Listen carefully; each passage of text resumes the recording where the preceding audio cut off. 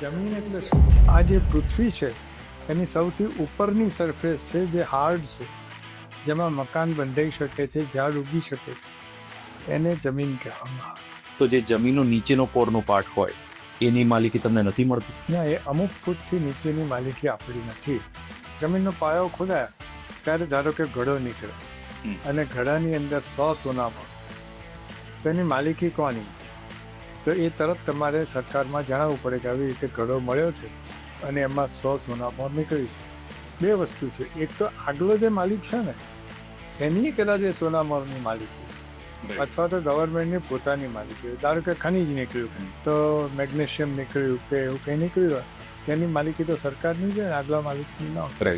એટલે સરકાર પછી એ વખતે મિલકતનો કબજો લઈ લે અને તમને થોડા પૈસા ચૂકવીને બાય બાય કહી દે.